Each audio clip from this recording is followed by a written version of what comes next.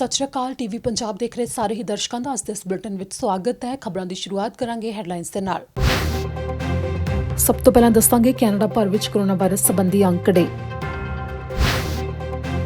Montreal ਵਿੱਚ ਅੱਜ ਤੋਂ ਰਿਟੇਲ ਸਟੋਰ ਖੁੱਲ੍ਹਣ ਤੇ ਲੱਗੀਆਂ ਰੌਣਕਾਂ, ਲੰਮੀਆਂ ਕਤਾਰਾਂ ਲਗਾ ਕੇ ਵਾਰੀ ਦੀ ਉਡੀਕ ਕਰ ਰਹੇ ਸੀ ਵਿਅਕਤੀ। ਓਟਾਵਾ ਵਿੱਚ ਇੱਕ ਕੈਫੇ ਨੇ ਵਿਅਕਤੀ ਦੀ ਤਸਵੀਰ ਕੀਤੀ ਜਾਰੀ, ਕੈਫੇ ਦੇ ਅੰਦਰ ਆ ਕੇ ਕਾਮੇ ਤੇ ਥੁੱਕਿਆ। ਐਡਮੰਟਨ ਵਿੱਚ ਇਨਫਿਨਿਟੀ ਡੈਂਟਲ ਕਲੀਨਿਕ ਅੱਜ ਹੋਏ ਬੰਦ, ਲੋਨ ਦੀ ਰਕਮ ਨਾ ਦੇ ਸਕਣ ਕਰਕੇ ਪੂਰੀ ਚੇਨ ਤੇ ਹੀ ਲੱਗੇ ਨੋਟਿਸ।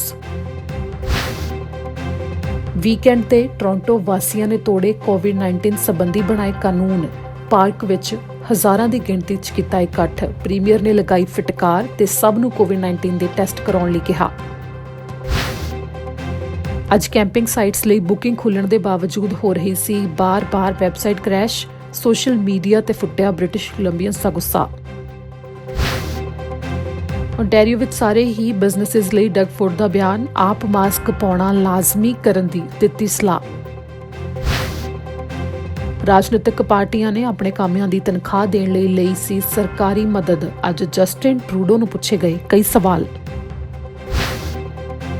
ਬ੍ਰਿਟਿਸ਼ ਕੋਲੰਬੀਆ ਦੀ chief medical officer doctor Bonnie Henry ਨੇ ਅੱਜ ਕੀ ਕੁਝ ਕਿਹਾ ਖਾਸ, ਤੁਹਾਨੂੰ ਦੱਸਾਂਗੇ। ਇਸ ਨਾਲ ਹੀ ਹੁਣ ਬੁਲੇਟਿਨ ਦੀ ਸ਼ੁਰੂਆਤ ਕਰਦੇ ਹਾਂ ਕੈਨੇਡਾ ਭਰ ਤੋਂ ਅੰਕੜਿਆਂ ਦੇ ਨਾਲ, ਜਿੱਥੇ ਇੱਕ ਪਾਸੇ ਵੱਡੀ ਗਿਣਤੀ 'ਚ ਅਜਿਹੇ ਸੂਬੇ ਨੇ ਜਿੱਥੇ ਵੀਕਐਂਡ ਤੋਂ ਬਾਅਦ ਵੀ ਮਾਮਲੇ ਸਾਹਮਣੇ ਨਹੀਂ ਆਏ ਕਰੋਨਾ ਵਾਇਰਸ ਦੇ, ਤਾਂ ਨਾਲ ਹੀ ਓਨਟਾਰੀਓ ਦੇ ਵਿੱਚੋਂ ਸੈਂਕੜਿਆਂ ਦੀ ਗਿਣਤੀ ਦੇ ਵਿੱਚ ਸਾਹਮਣੇ ਆਏ ਨੇ, ਜੋ ਕਿ ਕਾਫੀ ਚਿੰਤਾ ਦਾ ਵਿਸ਼ਾ ਵੀ ਨੇ। ਤੇ ਓਨਟਾਰੀਓ ਦੇ ਦਰਮਿਆਨ ਇੰਨੀ ਵੱਡੀ ਗਿਣਤੀ ਦੇ ਵਿੱਚ ਅੰਕੜੇ ਜਿੱਥੇ ਇੱਕ ਪਾਸੇ ਸਾਹਮਣੇ ਆ ਰਹੇ ਨੇ, ਤਾਂ ਉੱਥੇ ਲੋਕ ਅਣਗਹਿਲੀ ਵੀ ਵੱਡੇ ਪੱਧਰ ਦੇ ਉੱਤੇ ਵਰਤਦੇ ਦਿਖਾਈ ਦਿੱਤੇ। ਇਸ ਦੇ ਬਾਰੇ ਦੱਸਾਂਗੇ ਤਾਂ ਸਭ ਤੋਂ ਪਹਿਲਾਂ ਤੁਹਾਨੂੰ ਦਿਖਾ ਦਿੰਦੇ ਹਾਂ ਕਿ ਕੀ ਰਹੇ ਨੇ ਅੰਕੜੇ। ਕੈਨੇਡਾ ਭਰ ਵਿੱਚ ਹੁਣ ਤੱਕ 85,700 ਕੋਰੋਨਾ ਵਾਇਰਸ ਦੇ ਮਾਮਲੇ ਸਾਹਮਣੇ ਆ ਚੁੱਕੇ ਨੇ, 6545 ਮੌਤਾਂ ਹੋ ਚੁੱਕੀਆਂ ਨੇ, 44,651 ਵਿਅਕਤੀ ਮੁੜ ਤੋਂ ਠੀਕ ਵੀ ਹੋ ਚੁੱਕੇ ਨੇ। ਐਲਬਰਟਾ ਤੋਂ 6879 ਮਾਮਲੇ ਸਾਹਮਣੇ ਆਏ ਨੇ, 138 ਮੌਤਾਂ ਹੋਈਆਂ ਨੇ। ਬ੍ਰਿਟਿਸ਼ ਕੋਲੰਬੀਆ ਤੋਂ 2530 ਮਾਮਲੇ ਸਾਹਮਣੇ ਆਏ ਨੇ, 161 ਮੌਤਾਂ ਹੋਈਆਂ ਨੇ। ਮੈਨੀਟੋਬਾ ਤੋਂ 292 ਮਾਮਲੇ ਸਾਹਮਣੇ ਆਏ ਨੇ, 7 ਮੌਤਾਂ ਹੋਈਆਂ ਨੇ। ਨਿਊ ਬ੍ਰੰਸਵਿਕ ਤੋਂ 121 ਮਾਮਲੇ ਸਾਹਮਣੇ ਆਏ ਨੇ। ਨਿਊਫਾਊਂਡਲੈਂਡ ਤੋਂ 260 ਮਾਮਲੇ ਸਾਹਮਣੇ ਆਏ ਨੇ, 3 ਮੌਤਾਂ ਹੋਈਆਂ ਨੇ। ਨੋਵਾ ਸਕੋਸ਼ੀਆ ਤੋਂ 1051 ਮਾਮਲੇ ਸਾਹਮਣੇ ਆਏ ਨੇ, 58 ਮੌਤਾਂ ਹੋਈਆਂ ਨੇ। ਓਨਟਾਰੀਓ ਤੋਂ 25,904 ਮਾਮਲੇ ਸਾਹਮਣੇ ਆਏ ਨੇ, 2194 ਮੌਤਾਂ ਹੋਈਆਂ ਨੇ। ਪ੍ਰਿੰਸ ਐਡਵਰਡ ਆਈਲੈਂਡ ਤੋਂ 27 ਮਾਮਲੇ ਸਾਹਮਣੇ ਆਏ ਨੇ। ਕਿਊਬੈਕ ਤੋਂ 47,984 ਮਾਮਲੇ ਸਾਹਮਣੇ ਆਏ ਨੇ, 4,069 ਮੌਤਾਂ ਹੋਈਆਂ ਨੇ।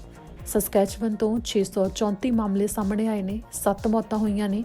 ਨਾਰਥ ਵੈਸਟ ਟੈਰੀਟਰੀਜ਼ ਤੋਂ 5 ਮਾਮਲੇ ਸਾਹਮਣੇ ਆਏ ਨੇ ਤੇ ਯੂਕੋਨ ਤੋਂ 11 ਮਾਮਲੇ ਸਾਹਮਣੇ ਆਏ ਨੇ। ਇਸ ਨਾਲ ਹੀ ਜਿਵੇਂ ਕਿ ਕੋਵਿਡ-19 ਦੇ ਅੰਕੜਿਆਂ ਦੇ ਵਿੱਚ ਪਹਿਲਾਂ ਨਾਲੋਂ ਜੋ ਔਸਤਨ ਵੱਧ ਰਹੇ ਸੀ ਉਸ ਦੇ ਵਿੱਚ ਕਮੀ ਆਈ ਹੈ, ਤਾਂ ਨਾਲ ਹੀ ਵੱਖੋ ਵੱਖਰੇ ਥਾਵਾਂ ਦੇ ਉੱਤੇ ਜਿਵੇਂ ਕਿ ਕਈ ਬਿਜ਼ਨਸ ਖੋਲ੍ਹੇ ਜਾ ਰਹੇ ਨੇ, ਤਾਂ ਰੀਟੇਲ ਸਟੋਰ ਮੌਂਟਰੀਅਲ ਦੇ ਵਿੱਚ ਖੋਲ੍ਹੇ ਗਏ, ਜਿੱਥੇ ਲੰਮੀਆਂ ਕਤਾਰਾਂ ਸੋਮਵਾਰ ਦੇ ਦਿਨ ਲੱਗੀਆਂ ਰਹੀਆਂ। ਲੋਕ ਵਿੱਥ ਬਣਾ ਕੇ ਇੱਕ ਦੂਜੇ ਦੇ ਪਿੱਛੇ ਮਾਸਕ ਪਾ ਕੇ ਖੜੇ ਸਨ, ਜਿੱਥੇ ਕਿ ਰੀਟੇਲ ਸਟੋਰਸ ਦੇ ਵਿੱਚ ਗਰਮੀਆਂ ਦੇ ਕੱਪੜੇ ਖਰੀਦਣ ਜਾਂ ਬੂਟ ਖਰੀਦਣ ਤੇ ਹੋਰ ਸਮਾਨ ਲੈਣ ਵਾਸਤੇ ਲੋਕ ਆਏ ਹੋਏ ਸਨ। ਹਡਸਨ ਬੇ ਦੇ ਸ਼ੋਰੂਮ ਦੇ ਬਾਹਰ ਵੀ ਲੰਮੀਆਂ ਕਤਾਰਾਂ ਦੇਖਣ ਨੂੰ ਮਿਲੀਆਂ ਤੇ ਕੁਝ ਇਸੇ ਤਰ੍ਹਾਂ ਵੱਖੋ ਵੱਖਰੇ ਸ਼ੋਰੂਮਸ ਦੇ ਬਾਹਰ ਲੰਮੀਆਂ ਕਤਾਰਾਂ ਲੱਗੀਆਂ ਹੋਈਆਂ ਸਨ, ਜਿੱਥੇ ਕੁਝ ਸ਼ੋਰੂਮਸ ਦੇ ਵੱਲੋਂ ਖੁਦ ਮਾਸਕ ਵੀ ਮੁਹੱਈਆ ਕਰਵਾਏ ਜਾ ਰਹੇ ਸਨ, ਕੁਝ ਤੇ ਸੈਨੀਟਾਈਜ਼ਰ ਤੇ ਕੁਝ ਦੇ ਉੱਤੇ ਨਹੀਂ ਸੀ ਕਰਵਾਏ ਜਾ ਰਹੇ, ਤੇ ਗ੍ਰਾਹਕ ਖੁਦ ਵੀ ਉੱਥੇ ਮਾਸਕ ਪਾ ਕੇ ਜਾ ਰਹੇ ਸਨ ਤੇ ਸੈਨੀਟਾਈਜ਼ੇਸ਼ਨ ਵੀ ਚੰਗੀ ਤਰ੍ਹਾਂ ਸਾਰੇ ਸਟੋਰਸ ਦੇ ਵਿੱਚ ਕੀਤੀ ਜਾ ਰਹੀ ਸੀ ਤੇ ਸਰਕਾਰ ਦੇ ਵੱਲੋਂ ਦਿੱਤੀਆਂ ਗਈਆਂ ਹਦਾਇਤਾਂ ਦੇ ਤਹਿਤ ਹੀ ਸ਼ੋਰੂਮ ਖੋਲ੍ਹੇ ਗਏ ਸਨ। ਅਗਲੀ ਖਬਰ ਹੈ ਕਿ ਟੋਰਾਂਟੋ ਵਿੱਚ ਪਾਰਕ ਦੇ ਅੰਦਰ ਵੀਕਐਂਡ ਦੇ ਉੱਤੇ ਹਜ਼ਾਰਾਂ ਦੀ ਗਿਣਤੀ ਦੇ ਵਿੱਚ ਲੋਕ ਇਕੱਠੇ ਹੋ ਗਏ, ਜਿਸ ਤੋਂ ਬਾਅਦ ਪ੍ਰੀਮੀਅਰ ਡਗ ਫੋਰਡ ਨੇ ਸੋਮਵਾਰ ਦੇ ਦਿਨ ਉਸ ਦੀ ਨਿਖੇਧੀ ਕੀਤੀ। ਤਸਵੀਰਾਂ ਕਾਫੀ ਸੋਸ਼ਲ ਮੀਡੀਆ ਦੇ ਉੱਤੇ ਵਾਇਰਲ ਹੋਈਆਂ, ਜਿਸ ਦੇ ਵਿੱਚ ਸਾਫ਼ ਦਿਖਾਈ ਦੇ ਰਿਹਾ ਸੀ ਕਿ ਕਿਸ ਤਰ੍ਹਾਂ ਵੱਡੀ ਗਿਣਤੀ ਦੇ ਵਿੱਚ ਲੋਕ ਉੱਥੇ ਇਕੱਠੇ ਹੋ ਗਏ ਛੁੱਟੀ ਵਾਲੇ ਦਿਨ, ਤੇ ਕੋਈ ਵੀ ਕਿਸੇ ਵੀ ਹਦਾਇਤ ਦੀ ਪਾਲਣਾ ਨਹੀਂ ਸੀ ਕਰ ਰਿਹਾ ਕਿ ਇੱਕ ਦੂਜੇ ਤੋਂ ਦੂਰੀ ਬਣਾ ਕੇ ਰੱਖਣੀ ਹੈ ਤੇ ਇੰਨੇ ਲੋਕਾਂ ਨੇ ਇੱਕ ਥਾਂ ਦੇ ਉੱਤੇ ਇਕੱਠੇ ਨਹੀਂ ਹੋਣਾ ਹੈ। ਓਨਟਾਰੀਓ ਵਿੱਚ ਸੈਂਕੜਿਆਂ ਦੀ ਗਿਣਤੀ ਵਿੱਚ ਕੇਸਾਂ ਦਾ ਹਜੇ ਵੀ ਸਾਹਮਣੇ ਆਉਣਾ ਜਾਰੀ ਹੈ, ਜਿਸ ਕਰਕੇ ਓਨਟਾਰੀਓ ਸਭ ਤੋਂ ਬਾਅਦ ਉਹ ਸੂਬਾ ਬਣ ਗਿਆ ਜਿਹੜੇ ਵੱਖੋ ਵੱਖਰੇ ਪੜਾਅ ਤਹਿਤ ਵੱਖੋ ਵੱਖਰੇ ਵਿਭਾਗ ਤੇ ਨਾਲ ਹੀ ਲੋਕਾਂ ਦੇ ਇਕੱਠ ਹੋਣ ਨੂੰ ਇਜਾਜ਼ਤ ਦੇਵੇਗਾ। ਪਰ ਇਸ ਸੰਬੰਧੀ ਵੀਕਐਂਡ ਦੇ ਉੱਤੇ ਟੋਰਾਂਟੋ ਵਿੱਚ ਇੱਕ ਪਾਰਕ ਵਿੱਚ ਵੱਡੀ ਗਿਣਤੀ 'ਚ ਲੋਕਾਂ ਨੂੰ ਇਕੱਠਿਆਂ ਦੇਖਿਆ ਗਿਆ, ਜਿੱਥੇ ਪੁਲਿਸ ਨੇ ਜਾਣਕਾਰੀ ਦਿੱਤੀ ਕਿ ਕੁਈਨ ਸਟਰੀਟ ਵੈਸਟ ਦੇ ਕੋਲ ਜੋ ਪਾਰਕ ਹੈ ਉਸ ਦੇ ਵਿੱਚ ਕਰੀਬ 10,000 ਵਿਅਕਤੀ ਮੌਜੂਦ ਸਨ। ਜੋ ਕਿ ਕੋਵਿਡ-19 ਸੰਬੰਧੀ ਸਾਰੀ ਹਦਾਇਤਾਂ ਨੂੰ ਭੁੱਲ ਕੇ ਉੱਥੇ ਬੈਠੇ ਸਨ, ਜਿਸ ਤੋਂ ਬਾਅਦ ਹੁਣ ਓਨਟਾਰੀਓ ਦੇ ਪ੍ਰੀਮੀਅਰ ਡਗ ਫੋਰਡ ਦੇ ਵੱਲੋਂ ਇਹਨਾਂ ਦੀ ਨਿੰਦਾ ਵੀ ਕੀਤੀ ਗਈ ਹੈ ਤੇ ਨਾਲ ਹੀ ਕਿਹਾ ਗਿਆ ਹੈ ਕਿ ਜਿੰਨੇ ਵੀ ਵਿਅਕਤੀ ਉਸ ਪਾਰਕ ਵਿੱਚ ਮੌਜੂਦ ਸਨ ਉਹ ਉਹਨਾਂ ਨੂੰ ਅਪੀਲ ਕਰਦੇ ਨੇ ਕਿ ਉਹ ਸਾਰੇ ਆਪਣੇ ਕੋਵਿਡ-19 ਦੇ ਟੈਸਟ ਕਰਵਾ ਲੈਣ, ਕਿਉਂਕਿ ਸੈਂਕੜਿਆਂ ਦੀ ਗਿਣਤੀ ਵਿੱਚ ਜਿੱਥੇ ਇੱਕ ਪਾਸੇ ਸੂਬੇ ਭਰ ਤੋਂ ਮਾਮਲੇ ਆਉਣੇ ਜਾਰੀ ਨੇ ਤਾਂ ਉੱਥੇ ਹੀ ਹਜ਼ਾਰਾਂ ਵਿਅਕਤੀਆਂ ਦਾ ਇਕੱਠ ਹੋ ਸਕਦਾ ਹੈ ਕਿ ਕੋਵਿਡ-19 ਦੇ ਕੇਸ ਇੱਕ ਦੂਜੇ ਵਿੱਚ ਫੈਲਾ ਚੁੱਕਿਆ ਹੋਵੇ। ਤਾਂ ਇਸ ਸੰਬੰਧੀ ਡਗਫੋਰਡ ਦੇ ਵੱਲੋਂ ਬਾਰ-ਬਾਰ ਕਿਹਾ ਗਿਆ ਕਿ ਜਿੰਨੇ ਵੀ ਵਿਅਕਤੀ ਉਸ ਪਾਰਕ ਵਿੱਚ ਮੌਜੂਦ ਸਨ ਉਹ ਸਾਰੇ ਕੋਵਿਡ-19 ਸੰਬੰਧੀ ਆਪਣਾ ਟੈਸਟ ਕਰਵਾ ਲੈਣ ਤੇ ਨਾਲ ਹੀ ਨਿੰਦਾ ਕੀਤੀ ਗਈ ਕਿ ਇੰਨੀਆਂ ਜ਼ਿਆਦਾ ਸਖਤ ਹਦਾਇਤਾਂ ਤੋਂ ਬਾਅਦ ਵੀ ਸਾਰੇ ਹੀ ਹਦਾਇਤਾਂ ਤੇ ਨਾਲ ਹੀ ਸਿਹਤ ਵਿਭਾਗ ਵੱਲੋਂ ਚੇਤਾਵਨੀਆਂ ਜੋ ਦਿੱਤੀਆਂ ਗਈਆਂ ਉਹਨਾਂ ਦੀ ਪਰਵਾਹ ਨਹੀਂ ਕੀਤੀ ਗਈ ਲੋਕਾਂ ਵੱਲੋਂ ਤੇ ਵੀਕਐਂਡ ਦੇ ਉੱਤੇ ਸਭ ਇੱਕ ਥਾਂ ਦੇ ਉੱਤੇ ਇਕੱਠੇ ਹੋ ਗਏ ਤੇ ਕੋਈ ਵੀ ਇੱਕ ਦੂਜੇ ਤੋਂ ਦੂਰੀ ਬਣਾ ਕੇ ਨਹੀਂ ਬੈਠਾ ਸੀ। ਅਗਲੀ ਖਬਰ ਓਟਵਾ ਤੋਂ ਹੈ, ਜਿੱਥੇ ਕਿ ਇੱਕ ਅਣਜਾਣ ਵਿਅਕਤੀ ਇੱਕ ਕੈਫੇ ਦੇ ਅੰਦਰ ਵੜ ਆਇਆ, ਜਿੱਥੇ ਆ ਕੇ ਉਸਨੇ ਕਾਮੇ ਦੇ ਉੱਤੇ ਥੁੱਕ ਦਿੱਤਾ। ਇੱਥੇ ਜ਼ਿਕਰਯੋਗ ਹੈ ਕਿ ਜਦੋਂ ਤੋਂ ਕੋਵਿਡ-19 ਸ਼ੁਰੂ ਹੋਇਆ ਉਦੋਂ ਤੋਂ ਕਿਸੇ ਉੱਤੇ ਖੰਘਣਾ, ਕਿਸੇ ਉੱਤੇ ਥੁੱਕਣਾ ਗੰਭੀਰ ਜੁਰਮ ਹੈ, ਜਿਸ ਦੇ ਉੱਤੇ ਸਖਤ ਕਾਰਵਾਈ ਹੁੰਦੀ ਹੈ ਤੇ ਕ੍ਰਿਮੀਨਲ ਚਾਰਜ ਉਸ ਦੇ ਉੱਤੇ ਲੱਗਦੇ ਨੇ। ਤੇ ਇਸੇ ਸੰਬੰਧੀ ਹੁਣ ਉਸ ਵਿਅਕਤੀ ਦੀ ਭਾਲ ਕੀਤੀ ਜਾ ਰਹੀ ਹੈ, ਜਿਸ ਦੀ ਤਸਵੀਰ ਵੀ ਜਾਰੀ ਕੀਤੀ ਗਈ ਹੈ। ਓਲਡ ਓਟਵਾ ਸਾਊਥ ਤੋਂ ਮਾਮਲਾ ਸਾਹਮਣੇ ਆਇਆ, ਜਿੱਥੇ ਇੱਕ ਕੈਫੇ ਵਿੱਚ ਸਟਾਫ ਮੈਂਬਰ ਦੇ ਉੱਤੇ ਇੱਕ ਅਣਜਾਣ ਵਿਅਕਤੀ ਨੇ ਆ ਕੇ ਥੁੱਕ ਦਿੱਤਾ। ਉਹ ਵਿਅਕਤੀ ਕੈਫੇ ਦੇ ਵਿੱਚ ਉਸ ਖੇਤਰ ਵਿੱਚ ਪਹੁੰਚ ਗਿਆ ਸੀ ਜਿੱਥੇ ਸਿਰਫ ਕਾਮਿਆਂ ਨੂੰ ਜਾਣ ਦੀ ਇਜਾਜ਼ਤ ਸੀ ਤੇ ਉਸਨੇ ਉਸ ਵਿਅਕਤੀ ਤੇ ਥੁੱਕਿਆ, ਜਿਸ ਤੋਂ ਬਾਅਦ ਸੋਸ਼ਲ ਮੀਡੀਆ ਪਲੇਟਫਾਰਮਸ ਦੇ ਉੱਤੇ ਵੀ ਸਟੈਲਾ ਲਿਓਨਾ ਜਲੈਟੋ ਕੈਫੇ ਦੇ ਵੱਲੋਂ ਜਾਣਕਾਰੀ ਜਾਰੀ ਕੀਤੀ ਗਈ ਹੈ ਤੇ ਪੁਲਿਸ ਨੇ ਵੀ ਪੁਸ਼ਟੀ ਕੀਤੀ ਹੈ ਕਿ ਸ਼ਨੀਵਾਰ ਨੂੰ ਇਹ ਵਾਪਰਿਆ ਸੀ ਤੇ ਸੋਮਵਾਰ ਦੇ ਦਿਨ ਉਹਨਾਂ ਨੇ ਇਸ ਦੀ ਪੁਸ਼ਟੀ ਕਰਦੇ ਹੋਏ ਦੱਸਿਆ ਕਿ ਜਾਂਚ ਇਸ ਦੇ ਉੱਤੇ ਕਰ ਰਹੇ ਨੇ ਤੇ ਵਿਅਕਤੀ ਦੀ ਭਾਲ ਕੀਤੀ ਜਾ ਰਹੀ ਹੈ। ਇਸ ਸੰਬੰਧੀ ਬੈਂਕ ਸਟਰੀਟ ਦੇ ਉੱਤੇ ਕੈਫੇ ਹੈ ਜੋ ਕਿ ਸਨੀਸਾਈਡ ਐਵੇਨਿਊ ਦੇ ਨੇੜੇ ਹੈ। ਸ਼ਾਮੀ 5:45 ਦੇ ਉੱਤੇ ਸ਼ਨੀਵਾਰ ਦੇ ਦਿਨ ਇਹ ਵਾਪਰਿਆ ਤੇ ਇਸ ਸੰਬੰਧੀ ਜਾਣਕਾਰੀ ਜਾਰੀ ਕਰਦੇ ਹੋਏ ਉਹਨਾਂ ਨੇ ਕਿਹਾ ਕਿ 50 ਤੋਂ 60 ਸਾਲ ਦੇ ਕਰੀਬ ਉਸ ਵਿਅਕਤੀ ਦੀ ਉਮਰ ਲੱਗਦੀ ਹੈ, ਜਿਸ ਦੀ ਤਸਵੀਰ ਜਾਰੀ ਕੀਤੀ ਗਈ ਹੈ ਤੇ ਉਸ ਦਾ 5 ਫੁੱਟ 8 ਇੰਚ ਦੇ ਕਰੀਬ ਕੱਦ ਜਾਪਦਾ ਹੈ, ਜੋ ਕਿ ਇੱਕ ਪਤਲਾ ਵਿਅਕਤੀ ਹੈ ਤੇ ਫ੍ਰੈਂਚ ਬੋਲਦਾ ਹੈ ਤੇ ਉਸਨੇ ਕੈਫੇ ਦੇ ਸਟਾਫ ਨੂੰ ਇਹ ਦੱਸਿਆ ਕਿ ਉਹ ਇਟਾਲੀਅਨ ਹੈ। ਤੇ ਇਸ ਸੰਬੰਧੀ ਹੁਣ ਜਾਣਕਾਰੀ ਜੇਕਰ ਕਿਸੇ ਵੀ ਵਿਅਕਤੀ ਨੂੰ ਹੋਵੇ ਤਾਂ ਓਟਵਾ ਪੁਲਿਸ ਨਾਲ 6132306211 ਦੇ ਉੱਤੇ ਸਿੱਧਾ ਸੰਪਰਕ ਕੀਤਾ ਜਾ ਸਕਦਾ ਹੈ। ਅਗਲੀ ਖਬਰ ਐਡਮੰਟਨ ਤੋਂ ਹੈ, ਜਿੱਥੇ ਇਨਫਿਨਿਟੀ ਡੈਂਟਲ ਕਲੀਨਿਕ ਨੇ ਜੋ ਪੂਰੀ ਚੇਨ ਉਹਨਾਂ ਦੀ ਅੱਜ ਸੋਮਵਾਰ ਸਵੇਰੇ ਬੰਦ ਹੋ ਗਈ, ਜਿਸ ਦੇ ਉੱਤੇ ਨੋਟਿਸ ਲਗਾ ਦਿੱਤੇ ਗਏ। ਲੋਨ ਦੀ ਕਿਸ਼ਤ ਨਹੀਂ ਸੀ ਦੇ ਪਾਏ ਹੋ, ਜਿਸ ਕਰਕੇ ਸਾਰੇ ਕਲੀਨਿਕ ਬੰਦ ਹੋ ਗਏ। ਐਡਮੰਟਨ ਵਿੱਚ ਇੱਕ ਡੈਂਟਲ ਕਲੀਨਿਕ ਦੀ ਚੇਨ ਹੀ ਪੂਰੀ ਬੰਦ ਕਰਨੀ ਪੈ ਗਈ ਹੈ। ਦਰਅਸਲ 7 ਇਨਫਿਨਿਟੀ ਗਰੁੱਪ ਡੈਂਟਲ ਕਲੀਨਿਕਸ ਦੇ ਵੱਲੋਂ ਲੋਨ ਲਿਆ ਗਿਆ ਸੀ। ਲੋਨ ਦੀ ਰਕਮ ਸਮੇਂ ਸਿਰ ਮੋੜੀ ਨਹੀਂ ਗਈ, ਜਿਸ ਤੋਂ ਬਾਅਦ ਉਹਨਾਂ ਨੂੰ ਬੰਦ ਕਰਨੇ ਪਏ ਨੇ ਆਪਣੇ ਸਾਰੇ ਕਲੀਨਿਕ, ਜਿਸ ਦੇ ਲਈ ਉਹਨਾਂ ਨੇ ਸੋਮਵਾਰ ਤੋਂ ਨੋਟਿਸ ਆਪਣੇ ਹਰ ਕਲੀਨਿਕ ਦੇ ਅੱਗੇ ਲਗਾ ਦਿੱਤਾ ਹੈ, ਜਿਸ ਦੇ ਵਿੱਚ ਰਿਸੀਵਰਸ਼ਿਪ ਪੋਸਟ ਕੀਤੀ ਹੋਈ ਹੈ। ਦਰਅਸਲ ਇਹ ਉਹ ਹੈ ਕਿ ਜਿਹੜੇ ਵੀ ਹੁਣ ਉਹਨਾਂ ਦੇ ਕਲੀਨਿਕ ਨੇ ਉਹ ਉਹਨਾਂ ਦੇ ਹੋ ਜਾਣਗੇ ਜਿਸ ਤੋਂ ਉਹਨਾਂ ਨੇ ਲੋਨ ਲਿਆ ਸੀ ਤੇ ਉਹ ਲੋਨ ਦੀ ਰਕਮ ਨੂੰ ਦੇ ਨਹੀਂ ਪਾਏ। ਇਸ ਸੰਬੰਧੀ ਵੱਖੋ ਵੱਖਰੀਆਂ ਲੋਕੇਸ਼ਨਸ ਦੇ ਉੱਤੇ ਇਹ ਡੈਂਟਲ ਕਲੀਨਿਕ ਹੁਣ ਬੰਦ ਹੋ ਗਏ ਨੇ ਫਿਲਹਾਲ ਦੇ ਵਾਸਤੇ, ਜੋ ਕਿ 97 11 137 avenue, 102 avenue, 830 Parsons road, 42 24 gateway boulevard, 104 73 80 avenue, unit R 225 88 82 170 street, 2408 Rabbit Hill road. ਇਹ ਸਾਰੇ ਕਲੀਨਿਕ ਫਿਲਹਾਲ ਦੇ ਲਈ ਬੰਦ ਕਰ ਦਿੱਤੇ ਗਏ ਨੇ ਤੇ ਇਹਨਾਂ ਦੇ ਦਰਵਾਜ਼ਿਆਂ ਦੇ ਉੱਤੇ ਨੋਟਿਸ ਵੀ ਲੱਗੇ ਹੋਏ ਨੇ। ਇੱਥੇ ਜ਼ਿਕਰਯੋਗ ਹੈ ਕਿ ਰਿਸੀਵਰਸ਼ਿਪ ਉਹ ਹੁੰਦੀ ਹੈ ਜਿਸ ਦੇ ਵਿੱਚ ਜਿਹੜੀ ਕੰਪਨੀ ਤੋਂ ਲੋਨ ਲਿਆ ਗਿਆ ਹੁੰਦਾ ਹੈ ਉਸ ਕੰਪਨੀ ਦੀ ਉਹ ਥਾਂ ਹੋ ਜਾਂਦੀ ਹੈ ਜਿਸ ਦੇ ਨਾਮ ਦੇ ਉੱਤੇ ਲੋਨ ਲਿਆ ਹੋਇਆ ਹੁੰਦਾ ਹੈ, ਜਿਸ ਤੋਂ ਬਾਅਦ ਉਹ ਉਸ ਬਿਜ਼ਨਸ ਨੂੰ ਵੇਚ ਕੇ ਜਾਂ ਫਿਰ ਉਸ ਨੂੰ ਆਪਣੀ ਜਾਇਦਾਦ ਬਣਾ ਕੇ ਉਸ ਦੀ ਕੀਮਤ ਵਸੂਲ ਸਕਦੇ ਨੇ। ਇਸ ਸੰਬੰਧੀ ਜਿੰਨੇ ਵੀ ਇਹਨਾਂ ਕਲੀਨਿਕਸ ਦੇ ਵਿੱਚ ਸਮਾਨ ਪਿਆ ਉਸ ਨੂੰ ਵੀ ਬਿਨਾਂ ਉਸ ਕੰਪਨੀ ਦੀ ਮਰਜ਼ੀ ਤੋਂ ਨਹੀਂ ਲਿਆ ਜਾ ਸਕਦਾ ਜਿਸ ਤੋਂ ਲੋਨ ਲਿਆ ਗਿਆ ਸੀ। ਮਾਸਕ ਪਾਉਣ ਨੂੰ ਲੈ ਕੇ ਹਰ ਬਿਜ਼ਨਸ ਦੇ ਉੱਤੇ ਸਰਕਾਰਾਂ ਨੇ ਛੱਡ ਦਿੱਤਾ ਹੈ ਕਿ ਉਹ ਆਪਣੇ ਮੁਤਾਬਕ ਫੈਸਲਾ ਲੈ ਸਕਦੇ ਨੇ ਕਿ ਉਹਨਾਂ ਦੇ ਬਿਜ਼ਨਸ ਦੇ ਅੰਦਰ ਗ੍ਰਾਹਕਾਂ ਨੇ ਮਾਸਕ ਪਾ ਕੇ ਆਉਣੇ ਜ਼ਰੂਰੀ ਨੇ ਜਾਂ ਨਹੀਂ। ਤਾਂ ਇਸੇ ਸੰਬੰਧੀ ਓਨਟਾਰੀਓ ਵਿੱਚ ਪ੍ਰੀਮੀਅਰ ਡਗ ਫੋਰਡ ਨੇ ਬਿਜ਼ਨਸਿਸ ਨੂੰ ਕਿਹਾ ਹੈ ਕਿ ਉਹ ਮਾਸਕ ਪਾਉਣ ਦੇ ਲਈ ਆਪਣੇ ਗ੍ਰਾਹਕਾਂ ਨੂੰ ਜ਼ਰੂਰ ਕਹਿਣ ਤੇ ਹਰ ਬਿਜ਼ਨਸ ਇਸ ਸੰਬੰਧੀ ਆਪਣੀ ਜ਼ਿੰਮੇਵਾਰੀ ਨਿਭਾਵੇ। ਵੱਖੋ ਵੱਖਰੇ ਥਾਵਾਂ ਦੀ ਤਰ੍ਹਾਂ ਓਨਟਾਰੀਓ ਦੇ ਵਿੱਚ ਵੀ ਵਪਾਰੀਆਂ ਨੂੰ ਇਹ ਹੱਕ ਦੇ ਦਿੱਤਾ ਗਿਆ ਹੈ ਕਿ ਉਹ ਆਪਣੇ ਬਿਜ਼ਨਸ ਵਿੱਚ ਆਉਣ ਤੋਂ ਪਹਿਲਾਂ ਗ੍ਰਾਹਕਾਂ ਦੇ ਲਈ ਮਾਸਕ ਪਾਉਣਾ ਲਾਜ਼ਮੀ ਕਰ ਸਕਦੇ ਨੇ। ਇੱਥੇ ਜ਼ਿਕਰਯੋਗ ਹੈ ਕਿ ਕਈ ਮਾਲ ਤੇ ਕਈ ਸਟੋਰ ਖੁੱਲ੍ਹ ਚੁੱਕੇ ਨੇ ਪਹਿਲਾਂ ਤੋਂ, ਤੇ ਵੱਖੋ ਵੱਖਰੇ ਸੂਬਿਆਂ ਦੇ ਵਿੱਚ ਮਾਸਕ ਉਹਨਾਂ ਸਟੋਰਸ ਦੇ ਵੱਲੋਂ ਵੀ ਸਟੋਰ ਦੇ ਵਿੱਚ ਅੰਦਰ ਜਾਣ ਤੋਂ ਪਹਿਲਾਂ ਮੁਹੱਈਆ ਕਰਵਾਏ ਜਾ ਰਹੇ ਨੇ, ਜਿੱਥੇ ਸਕਰੀਨਿੰਗ ਵੀ ਕੀਤੀ ਜਾਂਦੀ ਹੈ, ਉਹਨਾਂ ਦਾ ਬੁਖਾਰ ਵੀ ਟੈਸਟ ਕੀਤਾ ਜਾਂਦਾ ਹੈ ਤੇ ਫਿਰ ਉਹਨਾਂ ਨੂੰ ਮਾਸਕ ਦੇ ਕੇ ਹੀ ਸਟੋਰ ਦੇ ਅੰਦਰ ਜਾਣ ਦਿੱਤਾ ਜਾਂਦਾ ਹੈ। ਸਿਰਫ ਉਹਨਾਂ ਨੂੰ ਮਾਸਕ ਪਾਉਣ ਤੋਂ ਛੋਟ ਦਿੱਤੀ ਜਾ ਰਹੀ ਹੈ ਜਿਨ੍ਹਾਂ ਨੂੰ ਕੋਈ ਵੀ ਸਾਹ ਨਾਲ ਦਿੱਕਤ ਆਉਂਦੀ ਹੋਵੇ ਜਾਂ ਕੋਈ ਬਿਮਾਰੀ ਹੋਵੇ। ਤਾਂ ਇਸ ਸੰਬੰਧੀ ਜਾਣਕਾਰੀ ਦਿੰਦੇ ਹੋਏ ਓਨਟਾਰੀਓ ਦੇ ਪ੍ਰੀਮੀਅਰ ਡਗ ਫੋਰਡ ਨੇ ਵੀ ਕਹਿ ਦਿੱਤਾ ਹੈ ਕਿ ਪੂਰੇ ਓਨਟਾਰੀਓ ਦੇ ਵਿੱਚ ਹਰ ਬਿਜ਼ਨਸ ਕੋਲ ਹੱਕ ਹੈ ਕਿ ਉਹ ਗ੍ਰਾਹਕਾਂ ਨੂੰ ਜੇਕਰ ਕਿਸੇ ਨੇ ਮਾਸਕ ਨਹੀਂ ਪਾਇਆ ਹੋਇਆ ਤਾਂ ਆਪਣੇ ਸਟੋਰ ਤੋਂ ਬਾਹਰ ਕੱਢ ਸਕਦੇ ਨੇ, ਜਿਸ ਦੇ ਵਿੱਚ ਉਹ ਆਪਣੇ ਗ੍ਰਾਹਕਾਂ ਨੂੰ ਜ਼ਿਆਦਾ ਤੋਂ ਜ਼ਿਆਦਾ ਇਹ ਕਹਿਣ ਕਿ ਉਹ ਮਾਸਕ ਪਾ ਕੇ ਹੀ ਬਿਜ਼ਨਸ ਦੇ ਵਿੱਚ ਆਉਣ ਤਾਂ ਕਿ ਆਪਣੇ ਆਪ ਨੂੰ ਤੇ ਦੂਜਿਆਂ ਨੂੰ ਉਹਨਾਂ ਕੀਟਾਣੂਆਂ ਤੋਂ ਬਚਾਇਆ ਜਾ ਸਕੇ ਜੋ ਹਵਾ ਦੇ ਵਿੱਚ ਫੈਲਦੇ ਨੇ। ਇਸ ਮੌਕੇ ਵੱਖੋ ਵੱਖਰੇ ਮਾਹਰਾਂ ਦਾ ਕਹਿਣਾ ਹੈ ਕਿ ਬਿਜ਼ਨਸਿਸ ਦੇ ਵਿੱਚ ਜਿਹੜੇ ਵਿਅਕਤੀ ਮਾਸਕ ਪਾਏ ਬਿਨਾਂ ਆਉਣ ਨੂੰ ਕਹਿੰਦੇ ਨੇ ਉਹਨਾਂ ਦੇ ਖਿਲਾਫ ਐਕਸ਼ਨ ਲੈਣਾ ਵੀ ਉਹਨਾਂ ਦਾ ਹੱਕ ਹੋਵੇਗਾ ਤੇ ਉਹਨਾਂ ਲਈ ਸ਼ਿਕਾਇਤ ਵੀ ਕਰ ਸਕਦੇ ਨੇ ਕਿ ਉਹ ਸਟੋਰ ਤੋਂ ਬਾਹਰ ਨਾ ਨਿਕਲਦੇ ਦਿਖੇ ਜੇਕਰ, ਜਿਸ ਵਿੱਚ ਬਾਰ-ਬਾਰ ਕਿਹਾ ਜਾ ਰਿਹਾ ਹੈ ਕਿ ਸਾਰੇ ਹੀ ਬਿਜ਼ਨਸ ਇਸ ਨੂੰ ਲਾਜ਼ਮੀ ਕਰ ਸਕਦੇ ਨੇ ਤੇ ਬਿਜ਼ਨਸ ਦੇ ਉੱਤੇ ਹੀ ਨਿਰਭਰ ਕਰੇਗਾ ਹਰ ਇੱਕ ਦੇ ਉੱਤੇ ਕਿ ਉਹ ਆਪਣੇ ਸਟੋਰ ਦੇ ਅੰਦਰ ਕਿਸੇ ਨੂੰ ਬਿਨਾਂ ਮਾਸਕ ਤੋਂ ਆਉਣ ਦਿੰਦੇ ਨੇ ਜਾਂ ਨਹੀਂ, ਕਿਉਂਕਿ ਇਸ ਸਮੇਂ ਹਰ ਬਿਜ਼ਨਸ ਦੀ ਖੁਦ ਜ਼ਿੰਮੇਵਾਰੀ ਇਹ ਲਗਾਈ ਗਈ ਹੈ ਕਿ ਉਹ ਆਪਣੇ ਕਿਸੇ ਵੀ ਸਟਾਫ ਮੈਂਬਰ ਤੇ ਗ੍ਰਾਹਕਾਂ ਦੀ ਸੁਰੱਖਿਆ ਨੂੰ ਲੈ ਕੇ ਕੋਈ ਵੀ ਅਣਗਹਿਲੀ ਨਾ ਵਰਤਣ।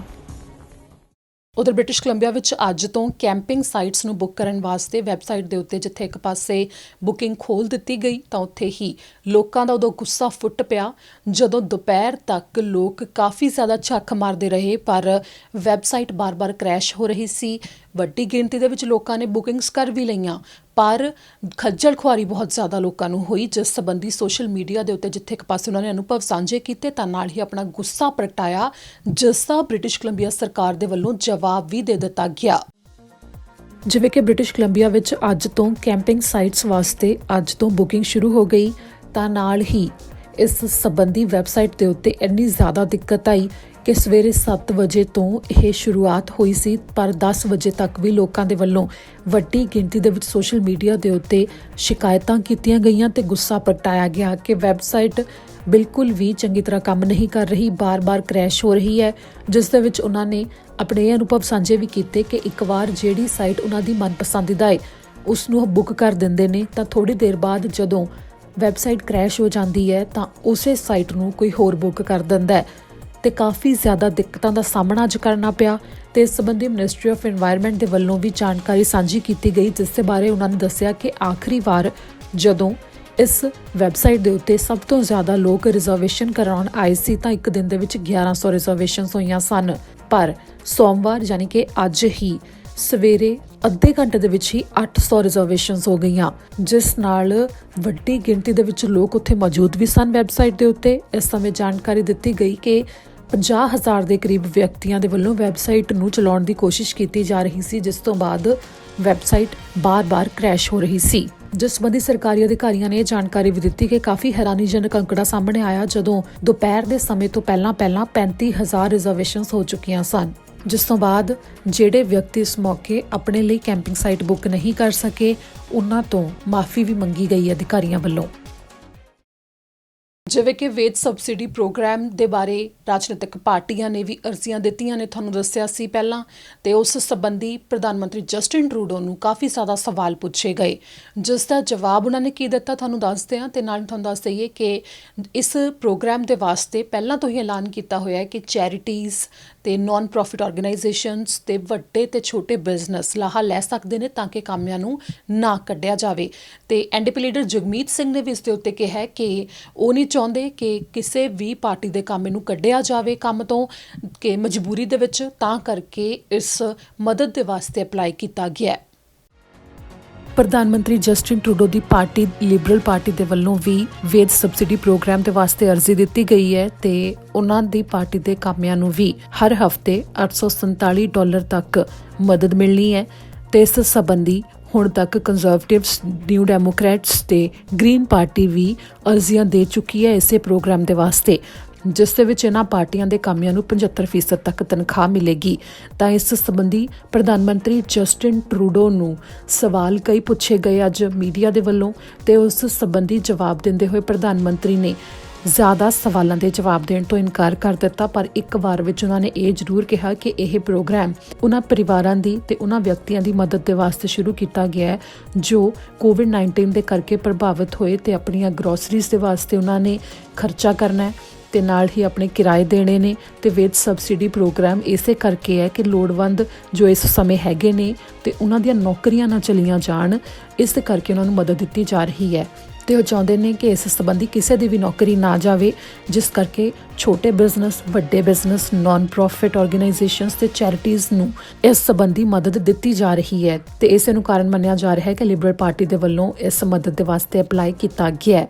ਪ੍ਰਧਾਨ ਮੰਤਰੀ ਨੇ ਹੋਰ ਕਿਸੇ ਵੀ ਸਵਾਲ ਦਾ ਜਵਾਬ ਦੇਣ ਤੋਂ ਇਸ ਦੇ ਉੱਤੇ ਇਨਕਾਰ ਕਰ ਦਿੱਤਾ। ਇੱਥੇ ਜ਼ਿਕਰਯੋਗ ਹੈ ਕਿ ਵੇਜ ਸਬਸਿਡੀ ਪ੍ਰੋਗਰਾਮ ਦੇ ਵਾਸਤੇ ਯੋਗਤਾ ਰੱਖਣ ਲਈ ਬਿਜ਼ਨੈਸਿਸ ਨੂੰ ਅਰਜ਼ੀਆਂ ਦੇ ਵਿੱਚ ਆਪਣੀ ਯੋਗਤਾ ਦੱਸਣ ਲਈ ਇਹ ਸਬੂਤ ਦੇਣਾ ਪਵੇਗਾ ਕਿ ਜਨਵਰੀ ਤੇ ਫਰਵਰੀ ਵਿੱਚ ਉਹਨਾਂ ਦੀ 15% ਤੱਕ ਕਮਾਈ ਘਟੀ ਹੈ ਤੇ ਮਾਰਚ ਜਾਂ ਅਪ੍ਰੈਲ ਮਈ ਵਿੱਚ 30% ਤੱਕ ਕਮਾਈ ਘਟ ਗਈ ਹੈ, ਜਿਸ ਤੋਂ ਬਾਅਦ ਉਹਨਾਂ ਨੂੰ ਮਦਦ ਦਿੱਤੀ ਜਾਵੇਗੀ। ਤੇ ਇੱਥੇ ਇਹ ਵੀ ਅੰਕੜੇ ਮਾਹਰਾਂ ਦੇ ਵੱਲੋਂ ਜਾਰੀ ਕੀਤੇ ਗਏ ਨੇ, ਜਿਸ ਦੇ ਵਿੱਚ ਜਾਣਕਾਰੀ ਦਿੱਤੀ ਗਈ ਹੈ ਕਿ 2020 ਦੇ ਵਿੱਚ ਕੰਜ਼ਰਵੇਟਿਵ ਪਾਰਟੀ ਨੇ ਪਹਿਲੇ 3 ਮਹੀਨਿਆਂ ਦਰਮਿਆਨ $3.8 ਮਿਲੀਅਨ ਦੀ ਡੋਨੇਸ਼ਨ ਲਈ ਹੈ।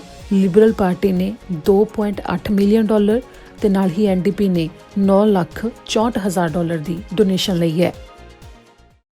ਹੁਣ ਤੁਹਾਨੂੰ ਦੱਸਾਂਗੇ ਕਿ ਪ੍ਰਧਾਨ ਮੰਤਰੀ ਜਸਟਿਨ ਟਰੂਡੋ ਨੇ ਅੱਜ ਸਵੇਰੇ ਕੀ ਖਾਸ ਐਲਾਨ ਕੀਤੇ ਨੇ, ਜਿਸ ਦੇ ਵਿੱਚ ਖਾਸ ਤੌਰ ਦੇ ਉੱਤੇ ਕਮਰਸ਼ੀਅਲ ਪ੍ਰਾਪਰਟੀਜ਼ ਤੇ ਕਿਰਾਏ ਨੂੰ ਲੈ ਕੇ ਜੋ ਮਾਲਕਾਂ ਨੂੰ ਮਦਦ ਦਿੱਤੀ ਜਾਣੀ ਹੈ ਉਸ ਦੀ ਅਰਜ਼ੀਆਂ ਤਾਂ ਅੱਜ ਖੋਲ੍ਹ ਹੀ ਦਿੱਤੀਆਂ ਗਈਆਂ ਨੇ ਕੁਝ ਸੂਬਿਆਂ ਵਿੱਚ, ਤੇ ਕੱਲ੍ਹ ਨੂੰ ਕੁਝ ਹੋਰ ਸੂਬਿਆਂ 'ਚ ਖੁੱਲ੍ਹ ਜਾਣਗੀਆਂ। ਪਰ ਫਿਲਹਾਲ 10 ਤੋਂ ਘੱਟ ਜਿਨ੍ਹਾਂ ਦੇ ਕਿਰਾਏਦਾਰ ਨੇ ਉਹਨਾਂ ਨੂੰ ਹੀ ਮਦਦ ਦਿੱਤੀ ਜਾ ਰਹੀ ਹੈ। ਤੇ ਇਸ ਸੰਬੰਧੀ ਪ੍ਰਧਾਨ ਮੰਤਰੀ ਨੇ ਹੋਰ ਕੀ ਕੁਝ ਕਿਹਾ, ਤੁਹਾਨੂੰ ਦੱਸਦੇ ਹਾਂ। ਪ੍ਰਧਾਨ ਮੰਤਰੀ ਜਸਟਿਨ ਟਰੂਡੋ ਵੱਲੋਂ ਹਰ ਰੋਜ਼ ਦੀ ਤਰ੍ਹਾਂ ਅੱਜ ਜੋ ਭਾਸ਼ਣ ਦਿੱਤਾ ਗਿਆ, ਉਸ ਦੇ ਵਿੱਚ ਆਪਣੇ ਭਾਸ਼ਣ ਦੀ ਸ਼ੁਰੂਆਤ ਉਹਨਾਂ ਦੇ ਵੱਲੋਂ ਇਸ ਗੱਲ ਤੋਂ ਕੀਤੀ ਗਈ ਕਿ ਕੋਈ ਵੀ ਅਣਗਹਿਲੀ ਨਾ ਵਰਤੇ। ਅਣਗਹਿਲੀ ਵਰਤਣ ਦੇ ਕਾਰਨ ਇਸ ਵਕਤ ਹੋਰ ਜ਼ਿਆਦਾ ਦਿੱਕਤ ਦਾ ਸਾਹਮਣਾ ਕਰਨਾ ਪੈ ਸਕਦਾ ਹੈ। ਤੇ ਨਾਲ ਹੀ ਇਹ ਵੀ ਜ਼ਿਕਰ ਕੀਤਾ ਉਹਨਾਂ ਨੇ ਕਿ ਵੱਖੋ ਵੱਖਰੇ ਸੂਬੇ ਇਸ ਸਮੇਂ ਵੱਖੋ ਵੱਖਰੀਆਂ ਹਦਾਇਤਾਂ ਲਾ ਰਹੇ ਨੇ ਤੇ ਹਰ ਥਾਂ ਦੇ ਉੱਤੇ ਵੱਖਰੇ ਹਾਲਾਤ ਨੇ ਤੇ ਉਹਨਾਂ ਹਾਲਾਤ ਦੇ ਮੁਤਾਬਕ ਵੱਖਰੀਆਂ ਹਦਾਇਤਾਂ ਨੇ, ਜਿਨ੍ਹਾਂ ਦੇ ਉੱਤੇ ਖਾਸ ਤੌਰ ਦੇ ਉੱਤੇ ਧਿਆਨ ਦਿੱਤਾ ਜਾਣਾ ਜ਼ਰੂਰੀ ਹੈ। ਤੇ ਇਸ ਦੇ ਉੱਤੇ ਅਪਡੇਟ ਰਹਿਣ ਦੇ ਵਾਸਤੇ ਵੈਬਸਾਈਟਸ ਤੇ ਐਪਲੀਕੇਸ਼ਨਸ ਜੋ ਸਰਕਾਰਾਂ ਵੱਲੋਂ ਜਾਰੀ ਕੀਤੀਆਂ ਗਈਆਂ ਨੇ, ਉਹਨਾਂ ਦੇ ਉੱਤੇ ਸਾਰੀ ਜਾਣਕਾਰੀ ਹੈ ਜਿਸ ਨੂੰ ਉੱਥੋਂ ਦੇਖਿਆ ਜਾ ਸਕਦਾ ਹੈ। ਇਸ ਦੇ ਨਾਲ ਹੀ Canada emergency commercial rent assistant program ਵੀ ਅੱਜ ਤੋਂ ਸ਼ੁਰੂ ਕਰ ਦਿੱਤਾ ਗਿਆ ਹੈ। CMHC.ca ਦੇ ਉੱਤੇ ਜਾ ਕੇ BC, ਐਲਬਰਟਾ ਤੇ ਕਿਊਬੈਕ ਵਾਸੀ ਅੱਜ ਤੋਂ ਹੀ ਅਪਲਾਈ ਕਰ ਸਕਦੇ ਨੇ। ਫਿਲਹਾਲ ਉਹ ਲੈਂਡਲੌਰਡ ਹੀ ਇਸ ਦੇ ਵਾਸਤੇ ਅਪਲਾਈ ਕਰ ਸਕਦੇ ਨੇ ਜਿਨ੍ਹਾਂ ਕੋਲ 10 ਤੋਂ ਘੱਟ ਕਿਰਾਏਦਾਰ ਨੇ। 10 ਤੋਂ ਜ਼ਿਆਦਾ ਵਾਲਿਆਂ ਵਾਸਤੇ ਜਲਦ ਦੁਬਾਰਾ ਤੋਂ ਖੁੱਲ੍ਹ ਰਿਹਾ ਹੈ ਜੋ ਅਪਲਾਈ ਕਰਨਗੇ। ਤੇ ਮੈਨੀਟੋਬਾ, ਸਸਕੈਚੂਅਨ, ਓਨਟਾਰੀਓ ਤੇ ਹੋਰ ਟੈਰੀਟਰੀਜ਼ ਦੇ ਵਿੱਚ ਕੱਲ੍ਹ ਤੋਂ ਅਪਲਾਈ ਕੀਤਾ ਜਾ ਸਕਦਾ ਹੈ। ਇੱਥੇ ਪ੍ਰਧਾਨ ਮੰਤਰੀ ਜਸਟਿਨ ਟਰੂਡੋ ਨੇ ਉਸ ਗੱਲ ਦਾ ਵੀ ਜ਼ਿਕਰ ਕੀਤਾ ਜਿਸ ਦੇ ਬਾਰੇ NDP ਲੀਡਰ ਜਗਮੀਤ ਸਿੰਘ ਦੇ ਵੱਲੋਂ ਕਈ ਦਿਨ ਤੋਂ ਮੰਗ ਕੀਤੀ ਜਾ ਰਹੀ ਸੀ। ਤੇ ਖਾਸ ਤੌਰ ਦੇ ਉੱਤੇ ਜਗਮੀਤ ਸਿੰਘ ਦਾ ਨਾਮ ਲੈਂਦੇ ਹੋਏ ਪ੍ਰਧਾਨ ਮੰਤਰੀ ਨੇ ਕਿਹਾ ਕਿ ਕੱਲ੍ਹ ਹੀ ਉਹਨਾਂ ਦੀ NDP ਲੀਡਰ ਦੇ ਨਾਲ ਗੱਲ ਹੋਈ ਹੈ। ਇਸ ਮੁਤਾਬਕ ਪੇਡ ਸਿਕ ਲੀਵ ਦੇ ਬਾਰੇ ਚਰਚਾ ਹੋਈ ਤੇ ਪ੍ਰਧਾਨ ਮੰਤਰੀ ਨੇ ਕਿਹਾ ਕਿ ਜਦੋਂ ਮਾਹੌਲ ਆਮ ਵਰਗਾ ਹੋ ਜਾਂਦਾ ਹੈ ਤੇ ਅੱਗੇ ਤੋਂ ਜਿਹੜੇ ਕਾਨੂੰਨ ਬਣਦੇ ਨੇ ਉਸ ਦੇ ਵਿੱਚ ਹੋ ਸਕਦਾ ਹੈ ਕਿ ਸ਼ਾਮਲ ਕੀਤਾ ਜਾਵੇ ਕਿ 10 ਦਿਨ ਦੇ ਵਾਸਤੇ ਪੇਡ ਸਿਕ ਲੀਵ ਹਰ ਸਾਲ ਲਈ ਮਿਲਿਆ ਕਰੇਗੀ, ਤਾਂ ਕਿ ਕਾਮਿਆਂ ਨੂੰ ਇਹ ਚੁਣਨਾ ਨਾ ਪਵੇ ਕਿ ਬਿਮਾਰ ਹੁੰਦੇ ਹੋਏ ਵੀ ਉਹਨਾਂ ਨੂੰ ਕੰਮ ਤੇ ਜਾਣਾ ਪਵੇ, ਤਾਂ ਕਿ ਉਹਨਾਂ ਦੇ ਕਿਤੇ ਖਰਚੇ ਨਾ ਪੂਰੇ ਹੁੰਦੇ ਹੋਣ ਕਿ ਮਜਬੂਰੀ ਵਿੱਚ ਉਹਨਾਂ ਨੂੰ ਬਿਮਾਰੀ 'ਚ ਵੀ ਕੰਮ ਤੇ ਜਾਣਾ ਪਵੇ, ਜਿਸ ਵਾਸਤੇ ਪੇਡ ਸਿਕ ਲੀਵ ਹੋਵੇਗੀ। ਇਸ ਦੇ ਨਾਲ ਹੀ ਪ੍ਰਧਾਨ ਮੰਤਰੀ ਨੇ ਇਹ ਵੀ ਜ਼ਿਕਰ ਕੀਤਾ ਕਿ PPE ਕਿਟਸ ਲਗਾਤਾਰ ਆ ਰਹੀਆਂ ਨੇ। ਪਿਛਲੇ ਕੁਝ ਸਮੇਂ ਦੌਰਾਨ 40 ਫਲਾਈਟਸ PPE ਕਿਟਸ ਦੀਆਂ ਭਰੀਆਂ ਹੋਈਆਂ ਆ ਗਈਆਂ ਨੇ ਤੇ ਹਰ ਰੋਜ਼ ਇਸ ਸੰਬੰਧੀ ਸਮਾਨ ਆ ਰਿਹਾ ਹੈ। ਤੇ ਨਾਲ ਹੀ ਕੈਨੇਡਾ ਭਰ ਦੇ ਵਿੱਚ ਵੀ ਇਹ ਸਮਾਨ ਜਿਵੇਂ ਵੈਂਟੀਲੇਟਰ, ਮਾਸਕ, ਇਹ ਸਭ ਤਿਆਰ ਕੀਤਾ ਜਾ ਰਿਹਾ ਹੈ ਤੇ ਇਸ ਨੂੰ ਹੋਰ ਜ਼ਿਆਦਾ ਤਿਆਰ ਕਰਨ ਦੇ ਵਾਸਤੇ ਹੁੰਗਾਰਾ ਵੀ ਦਿੱਤਾ ਜਾ ਰਿਹਾ ਹੈ। ਸਰਕਾਰਾਂ ਵੱਲੋਂ ਵੀ ਮਦਦ ਕੀਤੀ ਜਾ ਰਹੀ ਹੈ ਤੇ ਨਾਲ ਹੀ ਸਭ ਨੂੰ ਇਹ ਕਿਹਾ ਗਿਆ ਕਿ ਮੁੜ ਤੋਂ ਕਰੋਨਾ ਵਾਇਰਸ ਦੇ ਫੈਲਣ ਦੀ ਜੋ ਦੂਜੀ ਵੇਵ ਆਉਣੀ ਹੈ ਉਸ ਤੋਂ ਪਹਿਲਾਂ ਲੋਕਾਂ ਨੂੰ ਤਿਆਰ ਰਹਿਣ ਦੀ ਲੋੜ ਹੈ ਤੇ ਇਸ ਨੂੰ ਅਣਗੌਲਿਆ ਬਿਲਕੁਲ ਨਾ ਕੀਤਾ ਜਾਵੇ। ਬੇਸ਼ੱਕ ਹਦਾਇਤਾਂ ਨੂੰ ਢਿੱਲਾ ਕਰ ਦਿੱਤਾ ਗਿਆ। ਬ੍ਰਿਟਿਸ਼ ਕੋਲੰਬੀਆ ਸਰਕਾਰ ਦੇ ਵੱਲੋਂ ਜਿੱਥੇ ਇੱਕ ਪਾਸੇ ਅੰਕੜੇ ਅੱਜ ਰੋਜ਼ ਦੀ ਤਰ੍ਹਾਂ ਜਾਰੀ ਕੀਤੇ ਗਏ, ਤਾਂ ਡਾਕਟਰ ਬੋਨੀ ਹੈਨਰੀ ਨੇ ਅੱਜ ਖਾਸ ਤੌਰ ਦੇ ਉੱਤੇ ਮੁੜ ਤੋਂ ਕਿਹਾ ਕਿ ਕੋਈ ਵੀ ਹਦਾਇਤ ਦੀ ਉਲੰਘਣਾ ਨਾ ਕਰੇ। ਜਿੱਥੇ ਇੱਕ ਪਾਸੇ ਸੂਬੇ ਵਿੱਚ ਵੱਖੋ ਵੱਖਰੇ ਬਿਜ਼ਨਸ ਖੋਲ੍ਹੇ ਜਾ ਰਹੇ ਨੇ ਤੇ ਇਸ ਦੇ ਨਾਲ ਹੀ ਹਦਾਇਤਾਂ ਦੀ ਪਾਲਣਾ ਕਰਦੇ ਹੋਏ ਸਾਰੇ ਗ੍ਰਾਹਕ ਵੀ ਧਿਆਨ ਰੱਖਣ ਕਿ ਕੋਈ ਅਣਗਹਿਲੀ ਨਾ ਵਰਤੀ ਜਾਵੇ। Additional 7 cases between Sunday and today. That brings our total of new cases of people who have tested positive in BC to 12, and our overall total to 2,530 people in BC. That includes 894 people in the Vancouver Coastal Health Region, 1,253 people in the Fraser Health Region, 127 people in the Vancouver Island Health Region, 194 people in the Interior Health Region, and 62 people in Northern Health. We continue to have 16 active outbreaks in our healthcare system, 14 of those in long-term care and assisted living and 2 in acute care units. There are no new outbreaks, and we do have, unfortunately, an additional 3 cases, bringing our total to 333 residents who have been affected in the healthcare system and 209 staff. We have no new community outbreaks. We're continuing to monitor and support at the facilities where we've had outbreaks in the past, including the most recent ones in a correctional facility at Mountain and Matsqui. It was a person who was between both of those facilities, and the outbreak investigation continues at both, as well as the more recent one related to the frozen fruit packing. And just to be clear, there has not been any reported cases of food or food packaging being associated with the transmission of COVID-19. And I have been receiving some questions about whether it's safe to eat the products of some of the facilities where we have had outbreaks, and the answer is yes, the food supply is safe and continues to be safe, including products from facilities where there have been outbreaks. In terms of our cases, we now have 267 active cases around the province, and of those, 37 people are in hospital right now, including 7 in critical care or ICU. Over the past 2 days, we have had an additional 4 people who have died from COVID-19 in British Columbia, all of them residents of long-term care, and that brings our total to 161 people who have passed away from COVID-19. And of course, our condolences go to their families and to their care teams, and the challenges that this virus has caused and the grief that it causes for all of our communities when our seniors and elders die from COVID-19. There are 2,102 people who have now fully recovered after testing positive. So a couple of things today. We have 1 week left in our survey, our province-wide survey, to gather your feedback called Your Story, Our Future. We have over 313,000 people who have answered so far, but we are still encouraging anyone who has not completed the survey that you can do it both online on the BC CDC website or by phone in many different languages. And we want to be sure to hear your story of your experiences during this pandemic, so we can best understand where the needs are and the things that we have to do moving forward. And we are moving forward. And as we do that, we are starting the 2nd week of our pandemic restart, and we are monitoring our pandemic in BC very closely, as well as that of the experiences across Canada and other parts of the world, so that we can continue to chart our course forward. ਇਸ ਦੇ ਨਾਲ ਹੀ ਅੱਜ ਦੇ bulletin ਵਿੱਚ ਇੰਨਾ ਹੀ। ਅੰਤ ਵਿੱਚ ਮੁੜ ਇੱਕ ਨਜ਼ਰ ਹੈਡਲਾਈਨਸ ਤੇ। ਸਭ ਤੋਂ ਪਹਿਲਾਂ ਦੱਸਾਂਗੇ ਕੈਨੇਡਾ ਭਰ ਵਿੱਚ ਕੋਰੋਨਾ ਵਾਇਰਸ ਸੰਬੰਧੀ ਅੰਕੜੇ। ਮੌਂਟਰੀਅਲ ਵਿੱਚ ਅੱਜ ਤੋਂ ਰਿਟੇਲ ਸਟੋਰ ਖੁੱਲ੍ਹਣ ਤੇ ਲੱਗੀਆਂ ਰੌਣਕਾਂ, ਲੰਮੀਆਂ ਕਤਾਰਾਂ ਲਗਾ ਕੇ ਵਾਰੀ ਦੀ ਉਡੀਕ ਕਰ ਰਹੇ ਸੀ ਵਿਅਕਤੀ। ਆਟਵਾ ਵਿੱਚ ਇੱਕ ਕੈਫੇ ਨੇ ਵਿਅਕਤੀ ਦੀ ਤਸਵੀਰ ਕੀਤੀ ਜਾਰੀ, ਕੈਫੇ ਦੇ ਅੰਦਰ ਆ ਕੇ ਕਾਮੇ ਤੇ ਥੁੱਕਿਆ। ਐਡਮੰਟਨ ਵਿੱਚ ਇਨਫਿਨਿਟੀ ਡੈਂਟਲ ਕਲੀਨਿਕ ਅੱਜ ਹੋਏ ਬੰਦ, ਲੋਨ ਦੀ ਰਕਮ ਨਾ ਦੇ ਸਕਣ ਕਰਕੇ ਪੂਰੀ ਚੇਨ ਤੇ ਹੀ ਲੱਗੇ ਨੋਟਿਸ। ਵੀਕਐਂਡ ਤੇ ਟੋਰਾਂਟੋ ਵਾਸੀਆਂ ਨੇ ਤੋੜੇ ਕੋਵਿਡ-19 ਸੰਬੰਧੀ ਬਣਾਏ ਕਾਨੂੰਨ, ਪਾਰਕ ਵਿੱਚ ਹਜ਼ਾਰਾਂ ਦੀ ਗਿਣਤੀ 'ਚ ਕੀਤਾ ਇਕੱਠ, ਪ੍ਰੀਮੀਅਰ ਨੇ ਲਗਾਈ ਫਿਟਕਾਰ ਤੇ ਸਭ ਨੂੰ ਕੋਵਿਡ-19 ਦੇ ਟੈਸਟ ਕਰਾਉਣ ਲਈ ਕਿਹਾ। ਅੱਜ ਕੈਂਪਿੰਗ ਸਾਈਟਸ ਲਈ ਬੁਕਿੰਗ ਖੁੱਲ੍ਹਣ ਦੇ ਬਾਵਜੂਦ ਹੋ ਰਹੀ ਸੀ ਬਾਰ-ਬਾਰ ਵੈਬਸਾਈਟ ਕ੍ਰੈਸ਼, ਸੋਸ਼ਲ ਮੀਡੀਆ ਤੇ ਫੁੱਟਿਆ ਬ੍ਰਿਟਿਸ਼ ਕੋਲੰਬੀਅਨਸ ਦਾ ਗੁੱਸਾ। ਓਨਟਾਰੀਓ ਵਿੱਚ ਸਾਰੇ ਹੀ ਬਿਜ਼ਨੈਸਿਸ ਲਈ ਡਗ ਫੋਰਡ ਦਾ ਬਿਆਨ, ਆਪ ਮਾਸਕ ਪਾਉਣਾ ਲਾਜ਼ਮੀ ਕਰਨ ਦੀ ਦਿੱਤੀ ਸਲਾਹ। ਰਾਜਨੀਤਿਕ ਪਾਰਟੀਆਂ ਨੇ ਆਪਣੇ ਕਾਮਿਆਂ ਦੀ ਤਨਖਾਹ ਦੇਣ ਲਈ ਲਈ ਸੀ ਸਰਕਾਰੀ ਮਦਦ। ਅੱਜ ਜਸਟਿਨ ਟਰੂਡੋ ਨੂੰ ਪੁੱਛੇ ਗਏ ਕਈ ਸਵਾਲ। ਬ੍ਰਿਟਿਸ਼ ਕੋਲੰਬੀਆ ਦੀ chief medical officer doctor Bonnie Henry ਨੇ ਅੱਜ ਕੀ ਕੁਝ ਕਿਹਾ ਖਾਸ, ਤੁਹਾਨੂੰ ਦੱਸਾਂਗੇ। ਖਬਰਾਂ ਦੇ ਇਸ ਬੁਲੇਟਿਨ ਵਿੱਚ ਇੰਨਾ ਹੀ। ਮੈਨੂੰ ਦਿਓ ਇਜਾਜ਼ਤ। ਸਤਿ ਸ਼੍ਰੀ ਅਕਾਲ।